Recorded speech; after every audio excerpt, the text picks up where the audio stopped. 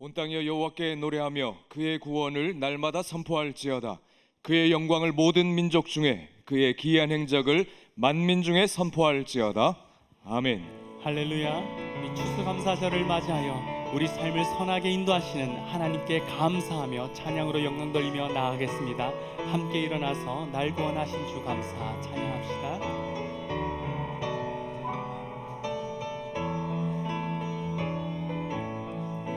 날 구원하신 주 감사, 모든 것 주신 감사, 지난 추억이 내 감사, 주의 곁에 계시네.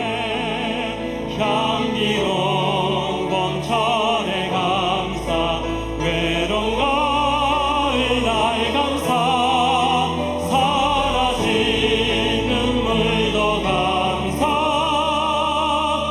나의 영혼 평안해 응답하신 기도 감사, 거절하신 것 감사, 헤쳐나온 풍랑 감사, 모든 것 채우시네. 아픔과 기쁨도 감사, 절망 중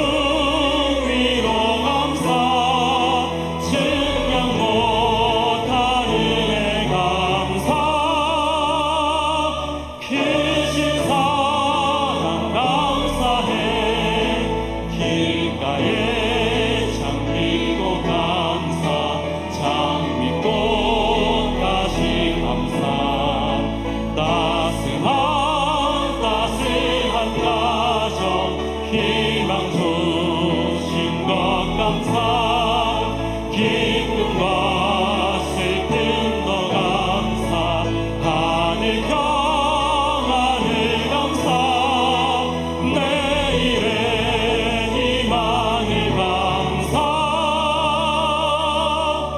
영원토록 감사해. 한 주간의 삶을 돌아보며 함께 기도하겠습니다. 하나님께서 주신 율법 안에 있는 하나님의 사랑을 발견하지 못하고 답답하게 여기며 죄악 가운데 머물러 있었던 우리의 모습을 회개하며 기도하겠습니다. 크고 작은 감사의 제목이 있음에도 불구하고 감사하지 못했고 불평하고 원망했던 삶을 용서하여 주시옵소서. 하나님을 사랑하고 그의 말씀에 순종하는 거룩한 삶을 살게 하여 주시옵소서. 오늘 예배를 통해 감사와 감격이 회복되고 새로운 결단으로 새로운 삶을 살게 하여 주시옵소서. 우리 마음을 열고 묵상으로 함께 기도하겠습니다. 하나님의 그 크신 사랑과 그 은혜가 온전히 있어가기를 원합니다. 우리가 있는 그 사랑을 발견하지 못한 저 독특하게 여기며 감사하시고 주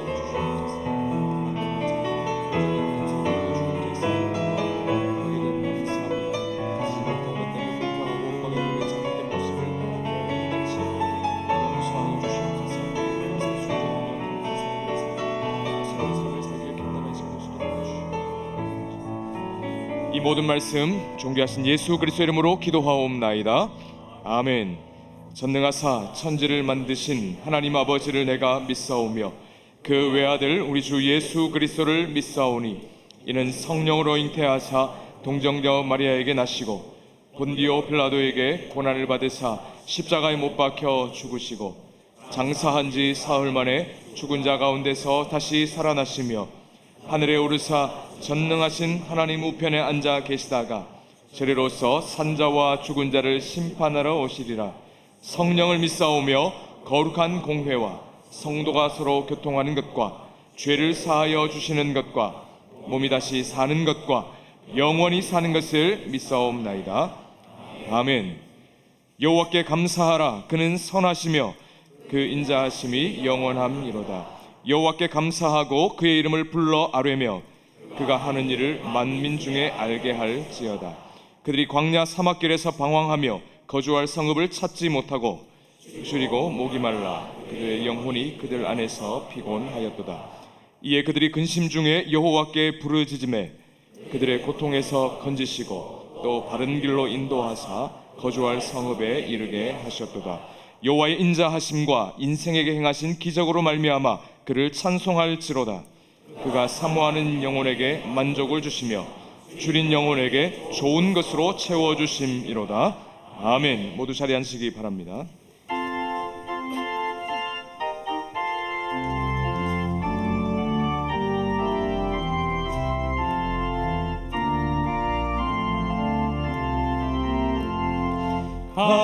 감사하는 성도여 추수 찬송 부르세. 추운 겨울 오기 전 영영에 걸었네. 하나님이 우리의 일용 양식 주시니 주의 전에 모여서 추수 찬송 부르세. 이 세상은 맞이요 주의 씨를 뿌리네.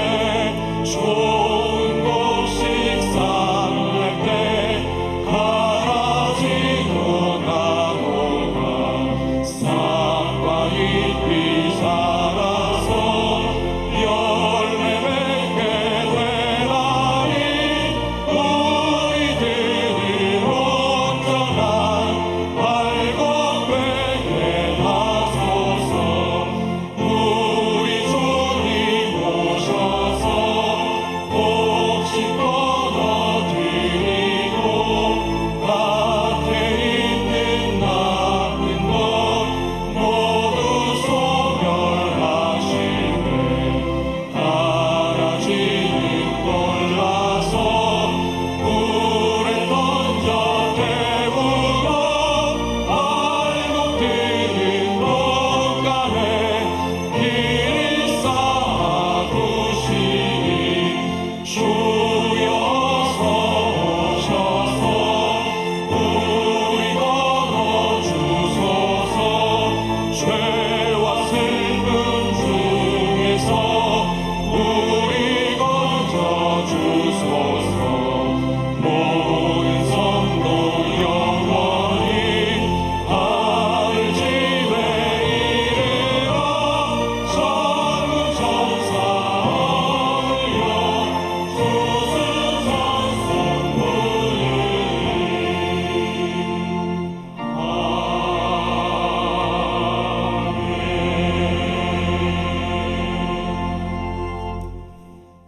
우리의 큰 상급이 되시며 복의 근원이 되시며 구원의 되시는 하나님 아버지, 찬양과 경배를 드립니다.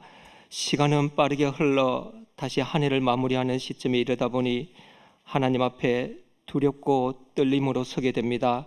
세월을 아끼며 하나님께서 기뻐하시는 일로 하나님께 영광 돌리는 삶으로 우리에게 주어진 때를 살아가게 하여 주시옵소서. 추수감사주일로 지킴에 우리에게 허락하신 하나님의 은혜를 헤아리며 감사를 드립니다. 지나온 모든 시간이, 모든 순간이 하나님의 은혜가 아닌 것이 없음을 고백합니다. 함께 하심도 감사하며 주신 것도, 응답하신 것도, 기다리게 하신 것에도 감사를 드립니다. 감사로 드리는 우리의 예배를 하나님께서 기쁘게 받아 주시옵소서. 우리는 연약하여 날마다 넘어지고 깨어지고 부서집니다. 우리 죄를 자백하고 돌이킬 때에 미쁘시고 어려우신 예수님으로 인하여 하나님께서 우리를 모든 불의에서 깨끗하게 하여 주시옵소서. 이 나라의 정치와 경제가 어렵고 세계가 전쟁과 기후로 혼란한 기후의 변화로 혼란한 가운데 있습니다. 사랑 가운데 하나 되기를 원하며 평안을 구하며 평화가 찾아오기를 간구합니다. 먼저 이 땅이 하나님을 경외하는 거룩한 하나님의 나라가 되게 하시고 하나님을 거스르는 악한 것이 서지 못하는 나라가 되게 하여 주시옵소서. 사람들에게 살 소망과 희망을 줄 수 있는 나라가 되게 하여 주시옵소서. 세계 곳곳의 전쟁이 그치고 하나님의 평강과 치유와 회복이, 분쟁과 다툼이 일어나는 참혹한 땅에 다시 찾아오게 하여 주시옵소서. 우리 교회가 사람을 살리고 키우고 고치는 생명사역을 계속해서 잘 감당하게 하시니 감사를 드립니다. 대구 땅을 돌아보며 봉사를 통한 전도가 일상이 되고 관계 중심의 전도가 강화되게 하여 주시옵소서. 미자립 교회를 발굴하거나 새로운 교회를 설립함에 있어서 우리 교회가 담당할 책무들이 있다면 잘 감당하게 하여 주시옵소서. 로잔 대회를 잘 마치게 하심에 감사를 드리며 이후 한국 선교 운동에 계속 기여하게 하시고 생명사역 국제화에도 힘을 쏟게 하여 주시옵소서. 교회 내의 교제와 교육 훈련, 다음 세대의 예배에도 계속해서 하나님께서 주시는 꿈을 꾸게 하여 주시옵소서. 단원유 목사님을 비롯한 모든 성도들이 이 일을 잘 감당할 수 있는 능력을 주시옵소서. 열방을 향한 선교 전략에도 하나님의 지혜를 허락하시오며 성령의 능력으로 땅끝까지 주님의 복음이 편만하게 하여 주시옵소서. 선교의 일선에서 사명을 감당하시는 선교사님들에게는 기쁨과 감사가 넘치게 하여 주시옵소서. 약한 자로 강하게 하시는 하나님께서 육체의 고통 가운데 있는 분들, 경제적 어려움이나 상실의 아픔에 있는 분들을 도우사 회복되고 치유되게 하여 주시옵소서. 수능으로 여러 시험으로 장래를 준비하는 다음 세대들이 노력한 열매를 맺고 아름다운 결실을 맛보게 하여 주시옵소서. 말씀을 전하시는 문대원 목사님을 능력의 장중에 붙드시며 말씀을 듣는 우리는 말씀을 통하여 인격적인 하나님을 만나며 큰 확신으로 살아가게 하여 주시옵소서. 교회 모든 부서의 섬김과 예배, 성가대의 찬양도 하나님께서 기쁘게 받아 주시옵소서. 우리의 감사의 제목 되시는 예수님 이름 의지하여 기도합니다. 아멘.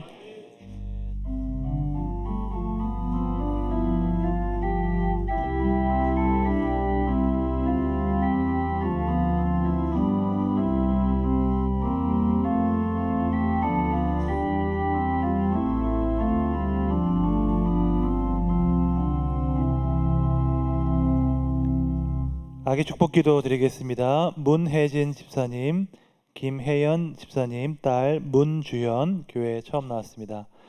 생명의 주권자 되신 하나님, 이렇게 아름답고 귀한 딸을 창조하시고 이 땅 가운데로 보내신 주님의 은혜에 감사드립니다.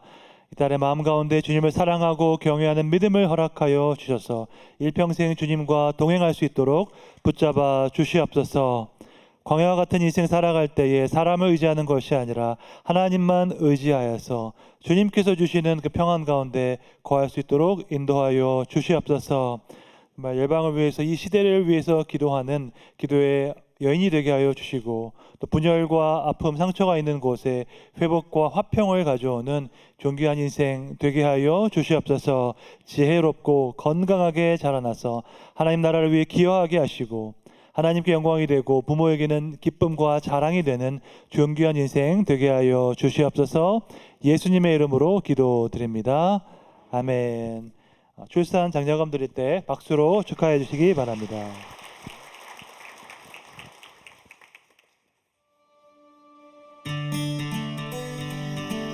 우리 부부는 지금 충분히 행복한가요?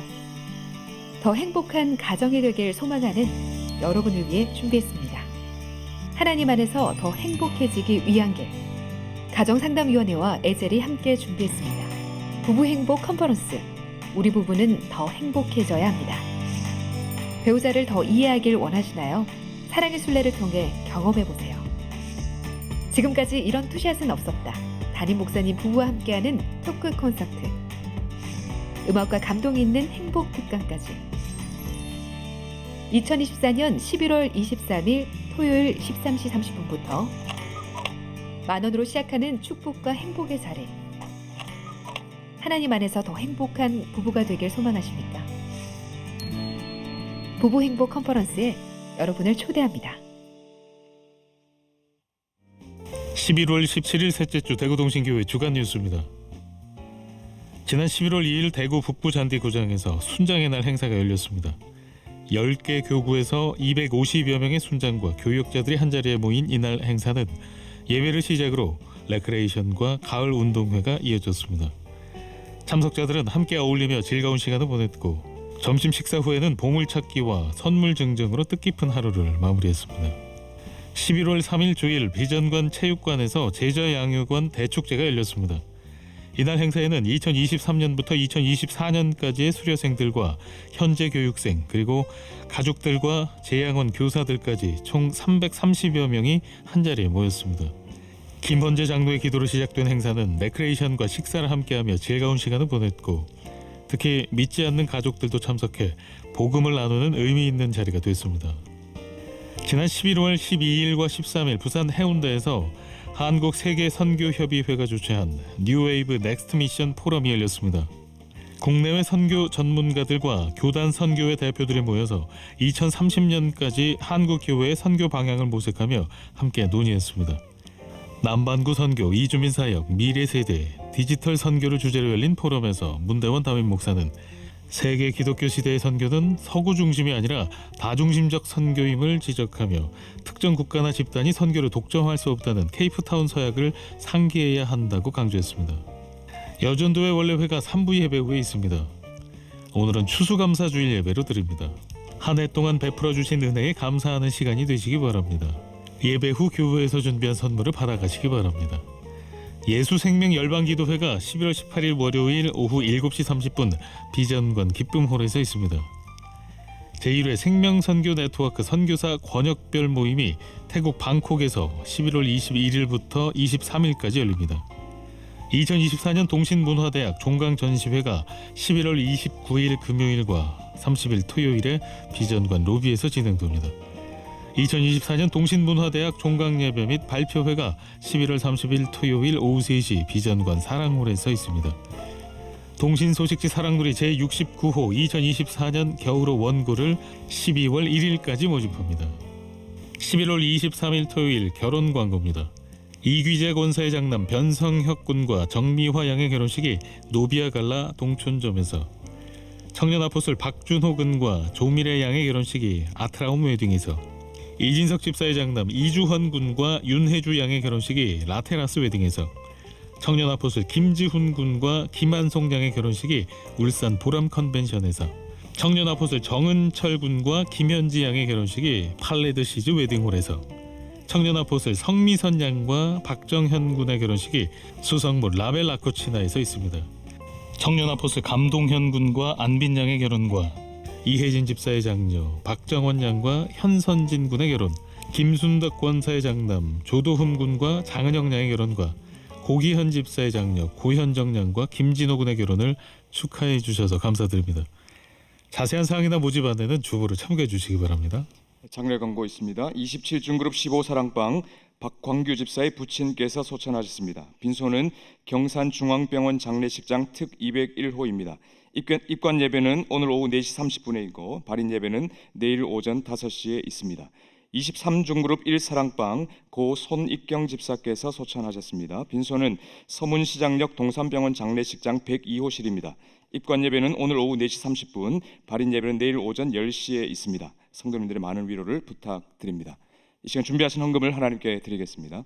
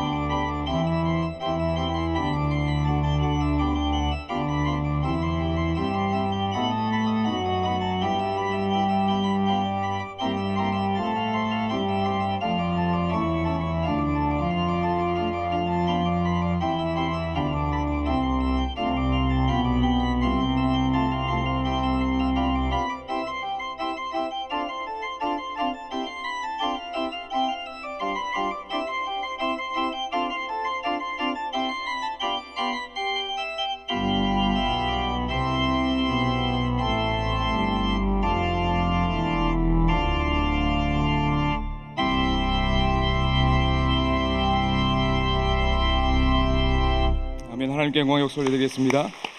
하나님 감사합니다. 우리 함께 봉헌하겠습니다.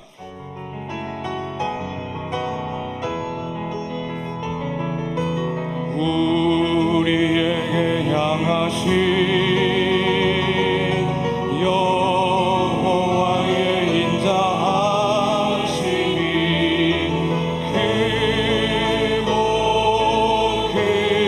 크도다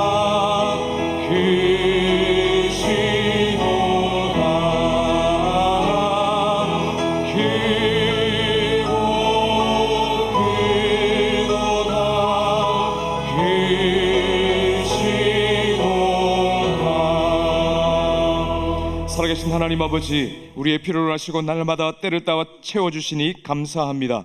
어떤 형편에든지 자족한 마음을 허락하셔서 매 순간 감사와 감격이 넘치는 삶이 되게 하여 주시옵소서. 일평생 감사와 감격이 넘쳐 하나님께 즐거이 헌신하는 복되고 형통한 삶을 살게 하여 주시옵소서.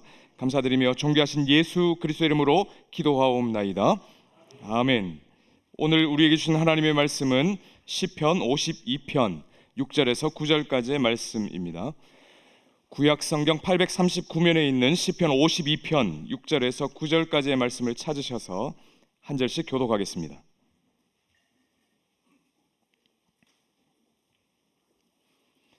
의인이 보고 두려워하며 또 그를 비웃어 말하기를 이 사람은 하나님을 자기 힘으로 삼지 아니하고 오직 자기 재물의 풍부함을 의지하며 자기의 악으로 스스로 든든하게 하던 자라 하리로다. 그러나 나는 하나님의 집에 있는 푸른 감람나무 같으며 하나님의 인자하심을 영원히 의지하리로다. 주께서 이를 행하셨으므로 내가 영원히 주께 감사하고 주의 이름이 선하심으로 주의 성도 앞에서 내가 주의 이름을 사모하리이다. 아멘.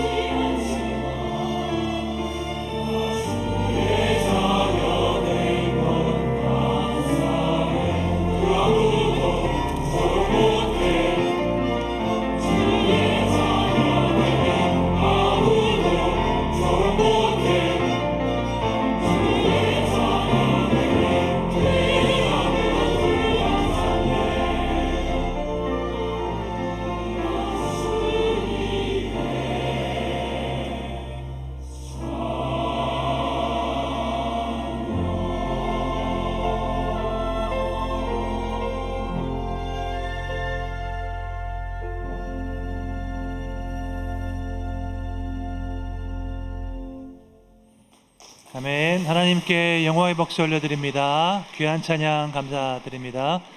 추수감사주일 3부 예배 나오신 여러분들을 주님의 이름으로 환영합니다. 한 해 동안 우리를 지키시고 돌아보신 그 하나님의 은혜에 감사하는 귀한 시간 되기를 주님의 이름으로 축원합니다. 추수감사주일을 맞이해서 교회에서 선물을 준비했습니다. 예배 후에 나가시면서 1층 로비에서 받아가시면 되겠습니다. 이번 주 토요일에 광고에 나온 것처럼 부부 행복 컨퍼런스가 열립니다. 대구동신교회는 교육과 훈련에 특화된 교회입니다. 여러분 이렇게 주일 예배 드리고 금요기도에 나오시는 것도 너무나 귀한 일이지만 우리 교회에서 이제 제공하는 여러 가지 교육과 훈련, 제자 훈련, 사역 훈련 같은 정기 훈련도 있고 또 이렇게 세미나와 컨퍼런스 같은 비정기 훈련도 있는데 다양하게 동참하셔서 영적인 유익을 누리시기를 부탁드립니다. 좌우에 계신 분들과 함께 인사 나누겠습니다. 예수님의 평강이 함께하기를 기원합니다. 인사하겠습니다.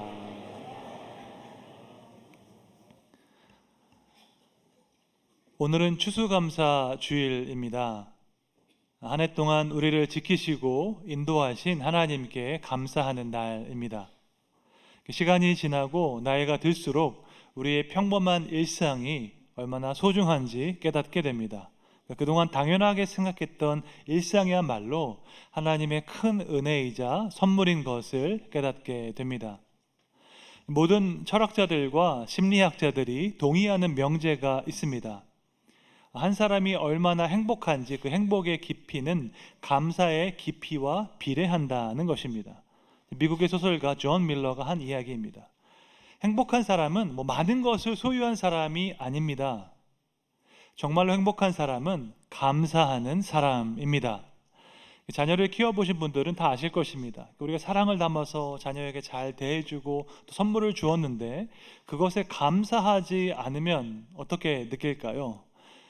요즘 아이들은 너무나 풍족하게 자라서 감사할 줄 모르는데 우리가 어떻게 해야 할까요? 한 가지 방법이 있습니다. 단기선 교회에 보내면 됩니다.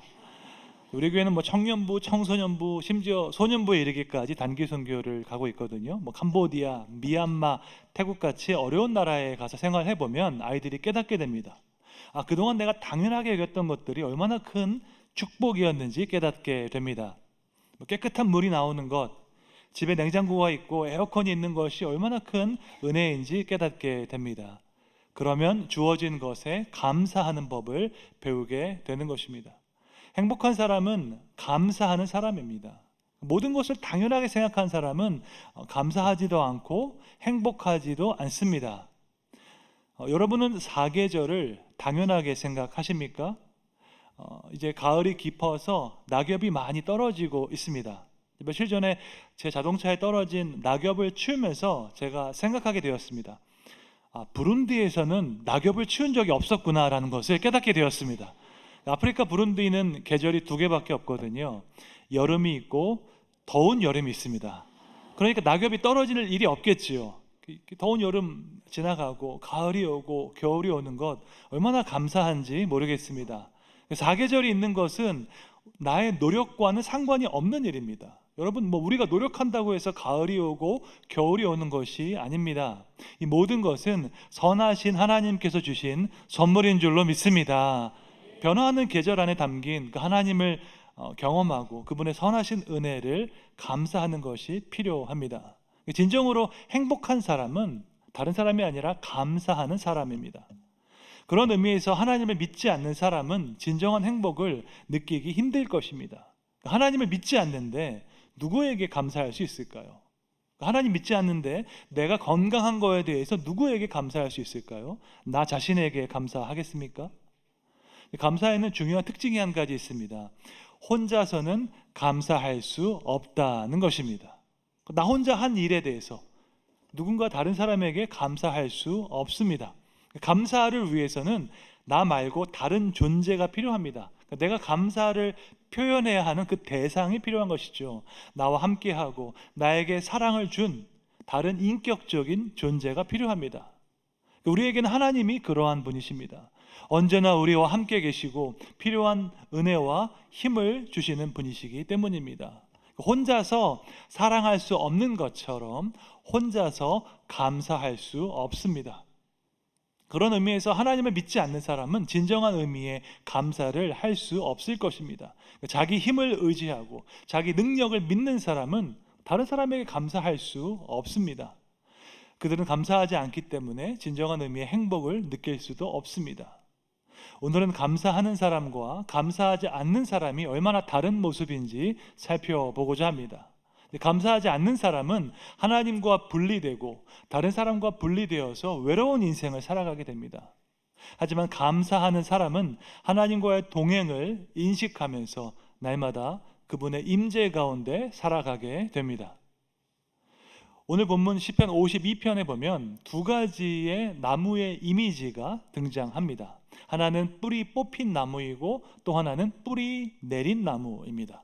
그러니까 뿌리 뽑힌 나무는 다른 것이 아니라 자신을 의지하는 사람이고요. 뿌리 내린 나무는 하나님을 의지하는 사람을 뜻합니다. 이 두 가지 나무가 얼마나 상반된 모습인지 오늘 본문이 잘 보여주고 있습니다. 시편 52편은 포악한 자의 모습으로 시작됩니다. 52편 1절 말씀 함께 읽겠습니다. 포악한 자여, 내가 어찌하여 악한 계획을 스스로 자랑하는가? 하나님의 인자하심은 항상 있도다. 아멘. 포악한 자가 악한 계획을 자랑한다고 말씀합니다. 여기서 포악하다라는 단어가 히브리어로 기보르인데요, 용맹한, 강성한 이란 뜻입니다. 그러니까 아주 전쟁에 능한 용사를 뜻하는 단어이고 동물의 왕 사자의 용맹을 뜻하는 단어입니다. 사자같이 강성하고 용맹한 사람이 있습니다. 그런데 그가 악한 마음을 가지고 있고 악한 계획을 세워서 자랑하고 있습니다. 혹시 여러분 주변에는 그런 사람이 있지 않습니까? 엄청난 지식과 돈과 힘이 있습니다. 그런데 그것을 선하게 사용하는 것이 아니라 악한 일에 사용하고 있습니다. 오로지 자기 유익을 위해서 안하무인으로 다른 사람을 해치며 살아가는 것입니다. 시편 52편에 나온 이 포악한 사람은 누구일까요? 그 앞부분 표제어에 나옵니다. 에돔 사람 도액입니다. 혹시 여러분 도액에 대한 이야기를 기억하십니까? 그는 사울 왕의 신복이었습니다. 사무엘상 21장 7절에 보니까 도액이라 이름하는 에돔 사람이 있는데 사울의 목자장이었다라고 말씀하고 있습니다. 에돔 사람이면 이방인인데 어떻게 이방인이 사울 왕의 신복이 되었을까요? 학자들에 따르면 아마 그는 전쟁에서 포로로 잡혔을 것이라고 추정합니다. 그런데 사울이 딱 이 사람을 보니까 쓸모가 있습니다. 그래서 그를 사울 개인의 목자장으로 세웠습니다. 오늘날로 따지면 사울의 비밀 요원 같은 사람입니다. 사울이 개인적으로 시키는 일을 은밀하게 하는 사람입니다. 공개적으로 할 수 없는 악한 일, 더러운 일을 해결하는 해결사와 같은 역할을 했습니다. 오늘 본문의 배경은 이렇습니다. 다윗이 이제 인기가 올라가자 사울이 그를 시기해서 죽이고자 했습니다. 왕궁에서 단창을 던졌지만 하나님의 도우심으로 다윗이 그것을 피했습니다. 그리고 다윗이 왕궁을 떠나서 사울을 피해서 도망갔습니다. 그렇게 도망간 다윗이 도착한 지역이 놉이라는 지역입니다. 놉에 있는 제사장 아히멜렉이 다윗을 도와주었습니다. 성소에 있던 떡을 다윗에게 주었고 또 예전에 다윗이 죽었던 골리앗의 그 칼을 다윗에게 주었습니다. 그것을 받아서 다윗은 도망갔습니다. 그 놉 지방에 살고 있던 사람이 바로 도액이었습니다. 사울의 비밀 요원이었던 그는 이 모든 사실을 왕에게 보고했습니다. 왕이 이 말 듣고 화가 엄청 나서 호위병들을 데리고 와서 다윗을 도와준 제사장들을 다 죽여버리라고 명령했습니다. 근데 호위병들이 그 명령에 따르지 않았습니다. 사무엘상 22장 17절에 보니까 왕의 신하들이 손을 들어 여호와의 제사장을 죽이기를 싫어하였다라고 말씀하고 있습니다. 아무리 왕의 명령이지만 죄가 없는 제사장을 죽이는 일을 했다가 어떤 일을 당할까 두려웠습니다. 그래서 왕의 호위병들이 왕의 명령에 따르지 않았습니다. 바로 그때 도액이 나섰습니다.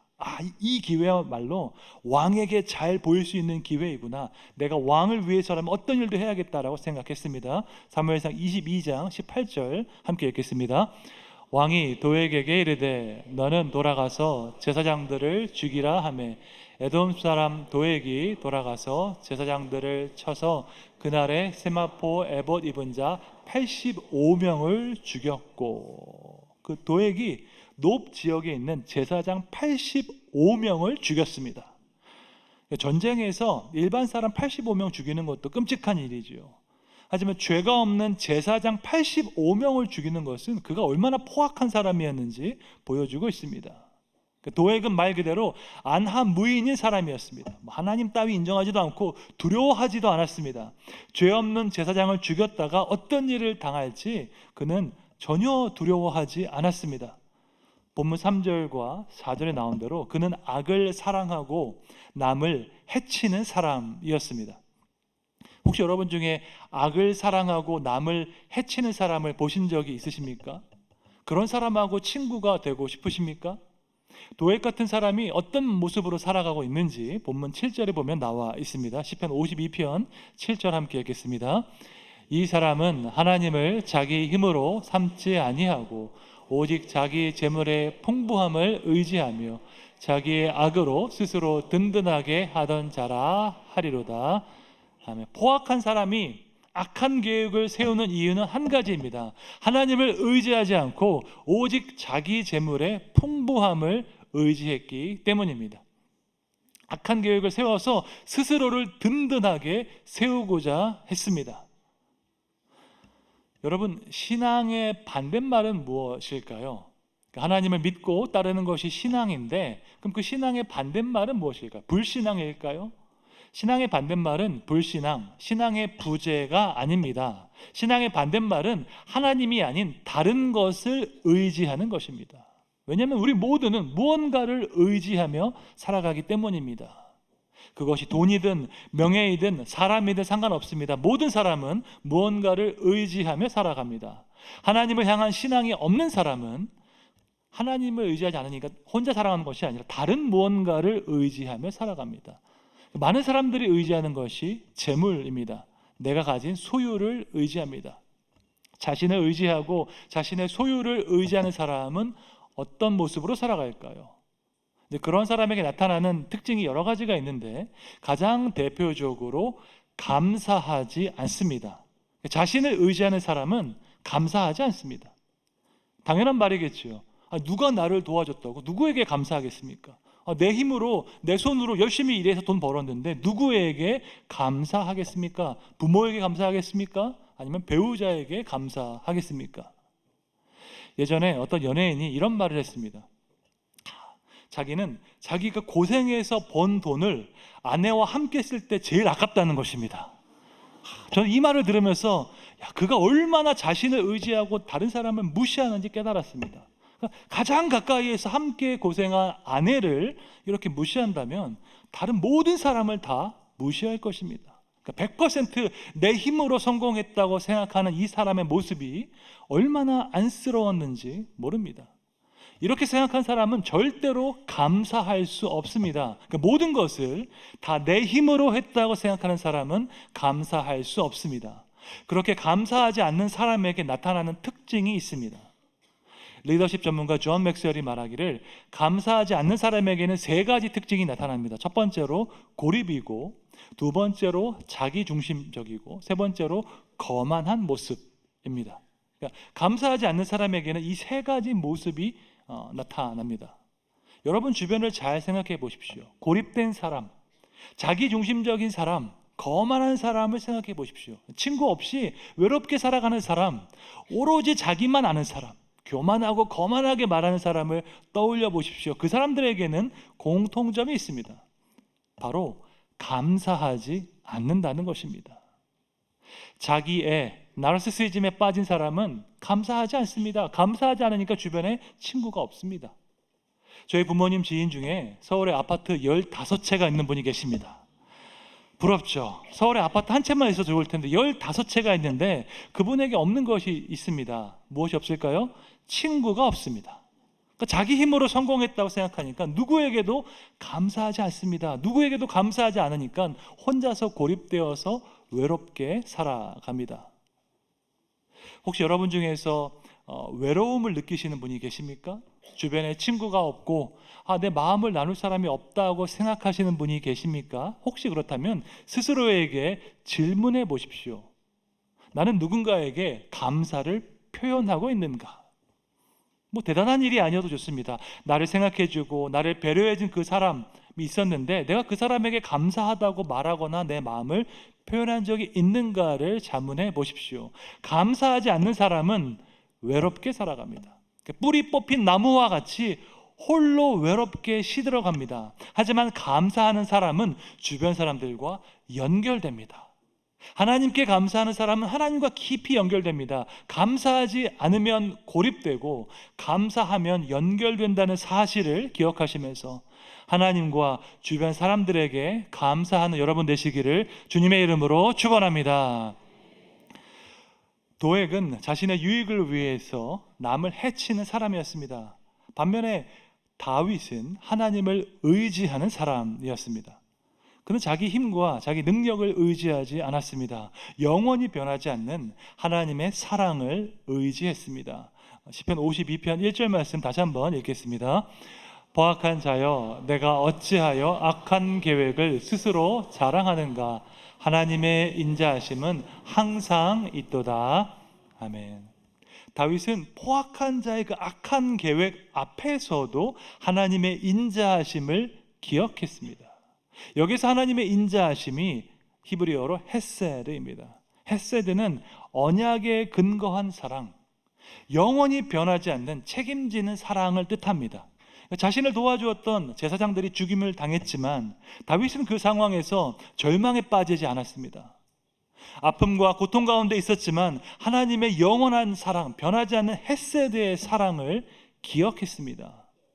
언제 어디서라도 하나님의 인자하심이 나와 함께 한다고 그는 고백했습니다. 여러분, 이것은 현재 진행형의 신앙입니다. 다윗은 과거의 믿음, 과거의 신앙을 자랑하지 않았습니다.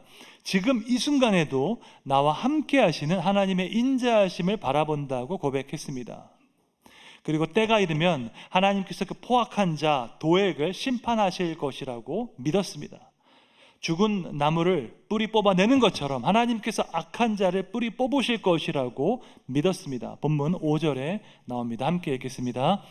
그런즉 하나님이 영원히 너를 멸하시며 너를 붙잡아 내 장막에서 뽑아내며 살아있는 땅에서 내 뿌리를 빼시리로다. 아멘. 그러니까 자신을 의지하고 자신을 자랑하는 그 악한 자가 심판을 당하게 될 것이라고 믿었고, 이것을 볼 때 사람들이 어떻게 반응할지도 다윗은 고백했습니다. 6절 말씀 보니까 의인이 보고 두려워할 것이다 라고 고백했습니다. 그러니까 보고 두려워한다라는 이 관용 어구는 다윗이 시편에서 자주 사용했던 표현이었습니다. 그러니까 악인이 심판당하는 모습을 보고 다윗은 주님을 두려워했습니다.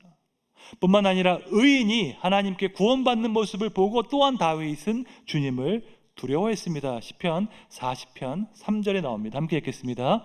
새 노래 곧 우리 하나님께 올릴 찬송을 내 입에 두셨으니 많은 사람이 보고 두려워하여 여호와를 의지하리로다. 아멘. 시편 40편은 다윗이 하나님의 구원을 다 경험한 이후에 쓴 고백입니다. 그러니까 하나님께서 나를 기가 막힌 웅덩이와 수렁에서 끌어올리셨다고 고백했는데 그 직후에 이렇게 말합니다. 많은 사람이 그것을 보고 두려워할 것이라고 고백합니다. 그러니까 하나님께서 구원하신 모습을 보고 사람들이 주님을 두려워할 것이라는 것입니다. 주님께서 의인의 기도를 들으셨고 구원하시는 구원의 역사를 행하시는 모습을 보게 되면 사람들은 하나님을 두려워하게 됩니다. 저는 지금 이 시대에 꼭 필요한 태도가 있다면 하나님을 두려워하는 믿음이라고 생각합니다. 하나님을 두려워하는 것은 주님을 막 무서워하는 것이 아닙니다. 하나님께 벌을 받을까 봐 전전긍긍하는 모습이 아닙니다. 하나님을 두려워하는 것은 죄를 미워하는 것입니다. 잠언 8장 13절에 있는 것처럼 여호와를 경외하는 것은 악을 미워하는 것입니다. 우리가 죄를 바라볼 때 하나님의 관점에서 바라볼 필요가 있습니다. 이 죄가 나를 얼마나 망가뜨리는지, 이 죄로 인해서 하나님과의 관계가 어떻게 망가지는지 우리가 인식할 필요가 있습니다. 하나님의 관점에서 죄를 바라보게 되면 그 죄를 미워하게 됩니다. 그 죄의 결과가 얼마나 치명적이고 그 결과가 얼마나 파괴적인지 알기 때문에 그 죄의 악을 미워하게 됩니다. 그러므로 하나님을 두려워하는 사람에게는 할 수 없는 말이 있고요, 절대로 할 수 없는 행동이 있는 사람입니다. 혹시 여러분은 말하고 싶은 대로 말하고 행동하고 싶은 대로 행동하십니까? 아니면 여러분의 말과 행동을 제약하는 것이 있습니까? 하나님을 두려워하는 사람은 말 조심을 합니다. 그러니까 아무리 화가 나도 하나님 앞에서 절대 할 수 없는 말이 있습니다. 다른 사람이 아무리 잘못했어도 다른 사람 앞에서 할 수 없는 말이 있습니다. 하나님을 두려워하는 사람은 다른 사람에게 무례하게 행하지 않습니다. 세상에서는 여전히 목소리 큰 사람이 이깁니다. 맞죠? 논리로 이기는 게 아니라 목소리 큰 사람이 이깁니다. 하지만 교회에서는 목소리 큰 사람이 지는 것입니다. 여러분, 교회 안에서는 무조건 먼저 화를 냈으면 그 사람이 진 겁니다. 직분이 높든 낮든 아무 상관없습니다. 먼저 화를 낸 사람이 진 겁니다. 우리는 하나님을 두려워하는 사람입니다. 하나님을 두려워하는 사람에게는 할 수 없는 말이 있고 할 수 없는 행동이 있습니다. 혹시 여러분 안에 말과 행동을 제어할 수 없는 어떤 그런 부분이 있다면 내가 진정으로 하나님을 두려워하는 것이 맞는지 돌아보아야 할 것입니다. 그렇게 하나님을 두려워하는 사람에게 나타나는 결과가 있습니다. 그것은 주님을 의지하는 것입니다. 시편 52편 8절 말씀 함께 읽겠습니다. 그러나 나는 하나님의 집에 있는 푸른 감람나무 같으며 하나님의 인자하심을 영원히 의지하리로다. 아멘. 다윗은 나는 하나님의 집에 심겨진 감람나무 같다고 고백합니다.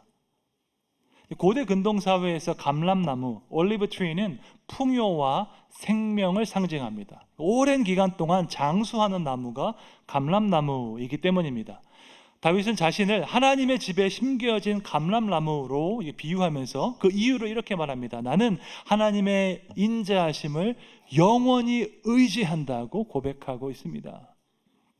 신학 용어 중에 성화라는 개념이 있습니다. 직역하면 신앙적으로 성숙해지는 것, 더욱더 거룩해지는 것을 뜻합니다. 우리 생각에 성화된 사람은 봉사 많이 하고 열심히 많은 사람인 것 같습니다. 성경도 잘 알고 기도도 많이 하는 사람입니다. 그런데 정확하게 신학적으로 말해서 성화는 하나님을 더욱 의지하는 것입니다. 그러니까 성화된 사람은 자신을 의지하지 않고 하나님을 의지하는 사람입니다. 반대로 성화가 아직 덜 된 사람은 열심히 부족한 것이 아니라 하나님보다 자신을 더 의지하는 사람입니다. 우리도 다윗과 같이 그 하나님의 집에 심겨진 감람나무가 되기를 원합니다. 시냇가에 심겨진 나무와 같이 사시사철 푸른 나무가 되기를 원합니다. 그럼 어떻게 해야지 우리가 하나님께 뿌리 내린 신앙을 가질 수 있을까요? 오늘 본문 마지막 절에 나옵니다. 함께 읽겠습니다. 주께서 이를 행하셨으므로 내가 영원히 주께 감사하고 주의 이름이 선하심으로 주의 성도 앞에서 내가 주의 이름을 사모하리이다. 아멘. 다윗은 영원히 주님께 감사한다고 고백하고 있습니다. 하나님께 감사의 고백을 올려드릴 때에 그의 마음속에 근본적인 변화가 일어났다고 고백하고 있습니다.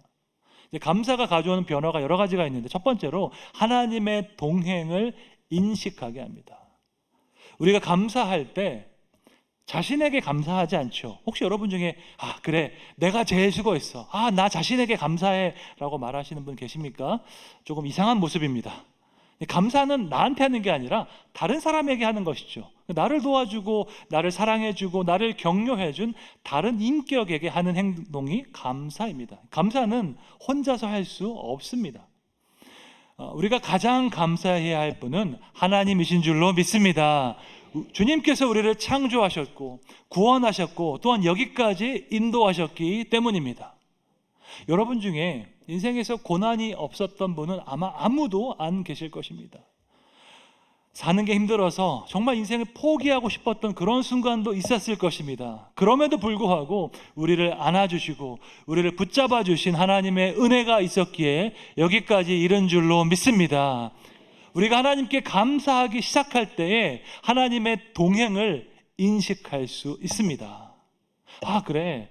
나 혼자의 힘으로 여기까지 온 것이 아니지.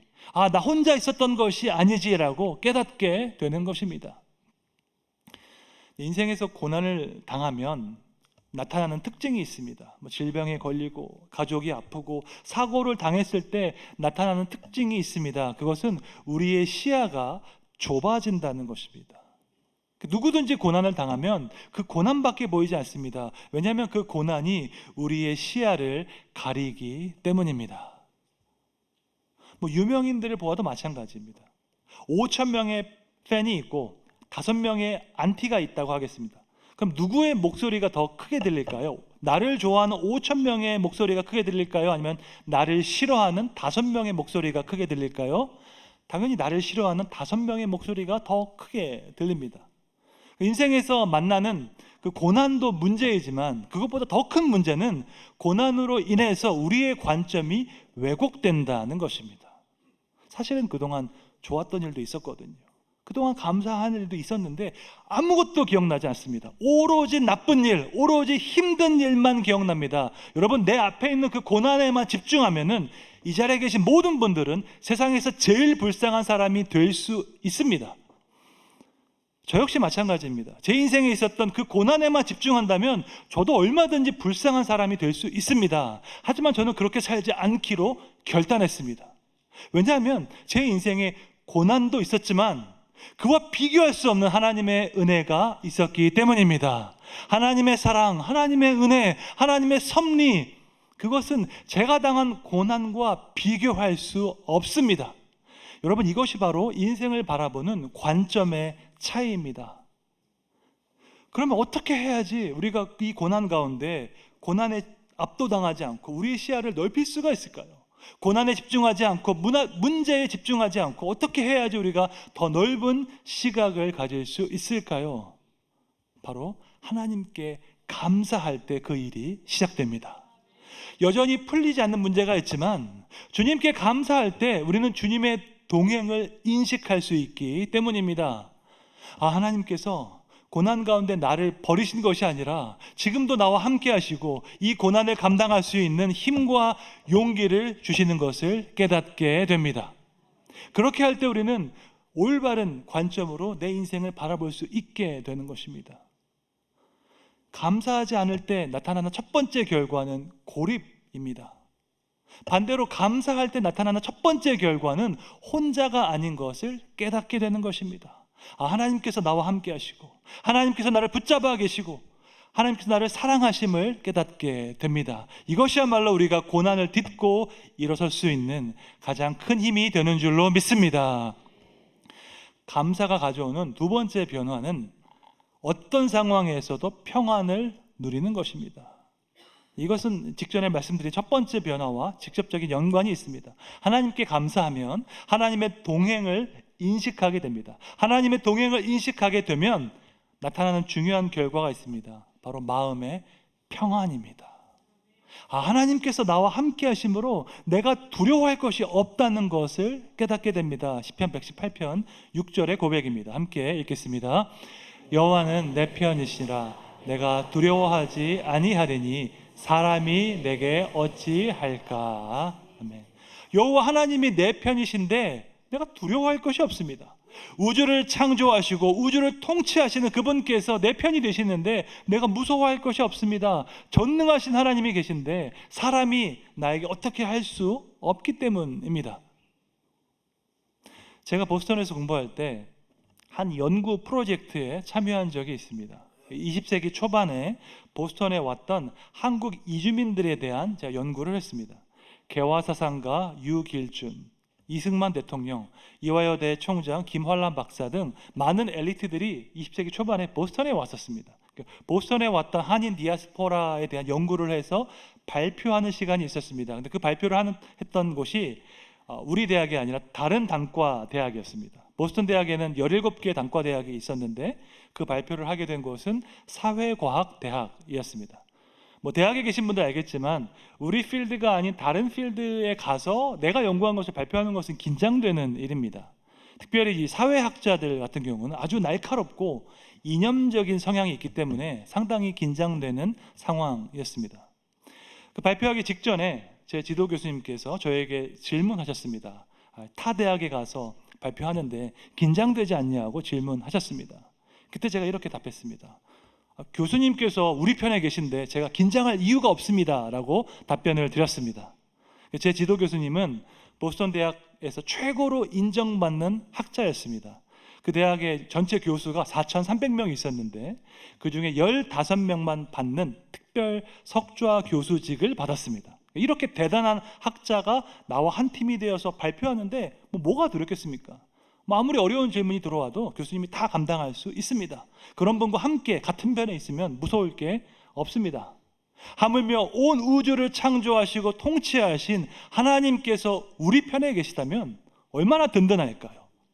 그 하나님과 같은 편에 있는데 무엇이 무섭겠습니까?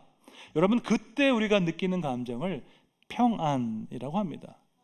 평안을 이제 헬라어로 에이레네라고 하는데 영어로 보면 bound together라고 직역할 수 있습니다. 그러니까 딱 붙어 있다, 굳게 묶여 있다라는 의미입니다. 그러니까 평안은 다른 것이 아니라 하나님과 딱 붙어 있을 때, 하나님과 굳게 묶여 있을 때 우리가 느끼는 감정이 평안입니다.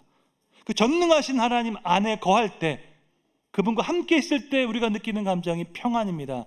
그러므로 내 마음 가운데 평안이 없다면 내가 하나님께 묶여 있는가, 내가 하나님께 붙어 있는가를 돌아보아야 할 것입니다. 우리가 감사할 때 하나님의 동행을 인식하게 됩니다. 하나님의 동행을 인식할 때 우리는 마음 가운데 평안을 느끼게 됩니다. 여러분, 이 평안은 세상에서 오는 평안이 아닙니다. 이 평안은 눈에 보이는 환경에서 오는 평안이 아닙니다. 우리와 함께 계시는, 우리를 붙잡아 주시는 하나님께로부터 오는 줄로 믿습니다. 감사가 가져오는 세 번째 변화는 겸손한 마음입니다. 하나님께 감사할 때 우리는 나 중심에서 하나님 중심으로 시선을 옮기게 됩니다. 내가 잘나서 성공한 것이 아니라 하나님께서 힘과 지혜를 주셔서 성공할 수 있었음을 인정하게 됩니다. 그렇게 되면 교만의 유혹에서 벗어나서 겸손한 마음을 가질 수 있습니다. 여러분, 인생은 100m 단거리가 아니라 마라톤입니다. 마라톤 하는데 초반에 땅에 있을 때 맨 앞으로 달려나가는 사람은 실력자일까요? 기초일까요? 당연히 기초일 것입니다. 초반에 달려나가는 것, 마라톤에서 어리석은 일이죠. 빨리 치고 나가는 것이 중요한 것이 아니라 오랫동안 롱런 할 수 있어야 합니다. 이것은 신앙생활뿐만 아니라 사회생활, 직장생활, 가정생활에서도 그대로 해당되는 일입니다. 빨리 성공하는 것이 중요한 것이 아니라 오랫동안 그 상태를 유지하는 것이 더 중요합니다. 여러분, 그러면 어떻게 해야지 오랫동안 그 성공을 유지할 수 있을까요? 초심을 잃지 않으면 됩니다. 그러면 어떻게 해야지 우리가 초심을 잃지 않을 수 있을까요? 초심을 유지하는 가장 좋은 방법이 있는데 감사하는 것입니다. 하나님께 감사하고 주변 사람들에게 감사하는 것입니다. 내가 잘나고 내가 열심히 해서 성공한 것이 아니라 하나님께서 은혜를 주시고 주변 사람들이 함께 도와주어서 잘된 것을 인정해야 합니다. 감사하는 사람은 다른 사람의 기여를 인정하게 되고, 그렇게 되면 겸손한 마음을 유지해서 초심을 유지할 수 있게 됩니다. 제가 담임 목회를 하면서 배운 중요한 사실이 하나 있습니다. 어떤 일에 결과가 좋을 때 그 공로를 다른 사람에게 돌리는 것입니다. 디렉터 목사님이 잘해서 이번에 잘됐다고, 장로님께서 열심히 하셔서 이번 잘됐다고 공개적으로 다른 사람에게 감사하는 것입니다. 여러분, 좋은 일이 있을 때 다른 사람에게 공을 돌리고 다른 사람에게 감사하면 어떻게 되는지 아십니까? 나중에 힘든 일이 생겼을 때 그 사람이 나서서 리더를 지켜줍니다. 어려운 일이 있을 때 다른 사람들이 리더를 공격하지 못하도록 지켜주고 보호해주는 그런 역할을 해줍니다. 저는 이것을 여러 번 느꼈습니다. 좋은 일 있을 때 다른 사람에게 공을 돌리고 다른 사람에게 감사했더니 나중에 힘든 일이 있을 때 그 사람들이 저를 지켜주고 보호해주는 것을 느꼈습니다. 만약에 좋은 일이 있을 때 내가 잘나서 그랬다고 말했다면 나중에 힘든 일이 있을 때 저를 지켜주고 보호해주는 사람도 없었을 것입니다. 이것이 바로 팀 사역의 비밀입니다. 나 혼자서 잘나서 잘 된 것이 아니라 다른 사람 덕분에 잘 됐다고 인정을 한다면 그 공동체 전체가 얼마나 아름답게 성장하는지 모릅니다. 우리가 다 같이 헌신해서 승리했다는 그 팀 사역은 여러분 훨씬 더 기쁜 사역이고 훨씬 더 안전한 사역입니다. 미국의 베스트셀러 작가 멜로디 비티라는 사람이 있습니다. 감사의 기적이라는 책을 썼는데 인생의 폭풍을 지나는 과정에서 작은 일에 감사하는 것이 얼마나 중요한지 다음과 같이 고백했습니다. 감사는 과거의 의미를 말해주고 오늘을 위한 평안을 가져오고 내일을 위한 비전을 창조한다라고 이야기했습니다. 감사는 나 중심의 작은 좁은 시각에서 벗어나서 하나님 중심의 넓은 시각을 갖게 합니다. 그렇게 넓은 시각을 갖게 될 때에 과거의 의미를 해석할 수 있게 되고 오늘을 위한 평안을 얻게 되고 또한 내일을 위한 비전을 얻게 됩니다. 여러분 오늘부터 시작해서 연말까지 하루에 3가지씩 감사한 목록을 적어 보십시오. 아침에 일어나서 묵상하고 기도하고 사소한 것도 좋으니까 내가 하나님께 감사한 것 뭐가 있는지 3가지씩 한번 적어 보십시오. 내 인생 구석구석을 돌아보고 성찰하면서 감사한 것이 무엇이 있는가 한번 생각해 보십시오. 그렇게 하면 감사가 가져오는 3가지 변화를 체험할 것입니다. 첫 번째로 하나님의 동행을 인식하게 될 것입니다. 두 번째로 어떠한 상황에서도 평안을 유지할 수 있게 될 것입니다. 세 번째로 겸손한 마음으로 초심을 잃지 않게 될 것입니다. 항상 우리와 함께 하시며 영원히 변하지 않는 헤세드의 그 사랑을 주시는 하나님께 감사하는 추수감사절이 되시기를 축원합니다. 감사의 기도와 찬양을 통해서 하나님께 최고의 영광을 올려드리는 여러분 되시기를 주님의 이름으로 축원합니다. 함께 찬송 부르겠습니다.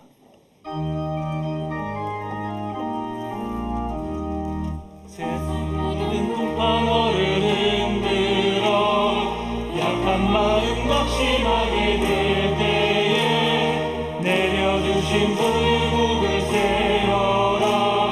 주의 뜻은 복을 내가 알리라. 받은 복을 세어 보아라. 크신 복을 내가 알리라.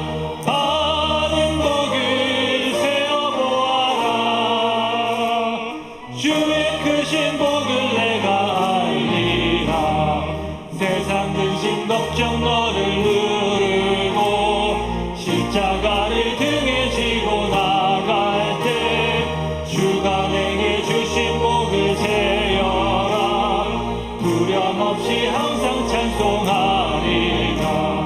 받은 복을 세어 보아라. 크신 복을 내가 알리라. 받은 복을 세어 보아라. 주의 크신 복을 내가 알리라. 세상 권세 너의 앞길 막을 때 주만 믿고 낙심하지 말아라. 천사들이 너를 보호하리니 염려 없이 영광 보고 나가라. 받은 복을 세어 보아라. 크신 복을 내가 알리라. 받은 복을 세어 보아라. 주의 크신 복을 내가 알리라. 선하시고 인자하신 하나님, 추수감사주의를 맞이하여서 하나님의 은혜를 돌아보며 감사의 예배를 드리게 하시니 감사드립니다. 자기 힘과 능력을 의지하는 것이 아니라 살아계신 하나님을 의지하는 귀한 믿음을 허락하시니 감사드립니다. 하나님께 감사드릴 때 주님과의 동행을 인식하게 되고 주께서 주시는 평안을 누리게 됨을 배웠습니다. 우리와 항상 함께 계시고 우리의 편이 되어 주시는 하나님을 바라보며 세상을 두려워하지 않는 진정한 평안으로 우리를 인도하여 주시옵소서. 하나님께 감사드리고 다른 사람에게도 감사하여서 겸손한 마음으로 초심을 잃지 않고 살아가게 해 주시옵소서. 지난주에 수능을 마친 수험생들을 위로해 주시고 선한 목자 되신 주님께서 그들의 진로를 선하게 인도하여 주시옵소서. 마음을 다하여 여호와를 신뢰하고 내 명철을 의지하지 말라 말씀하셨으니 오직 하나님만 신뢰하며 나아갈 때 주님의 선하신 뜻이 이루어지는 것을 경험하게 해 주시옵소서. 육체의 연약함과 질병으로 간구하는 성도들의 기도를 기억하여 주시옵소서.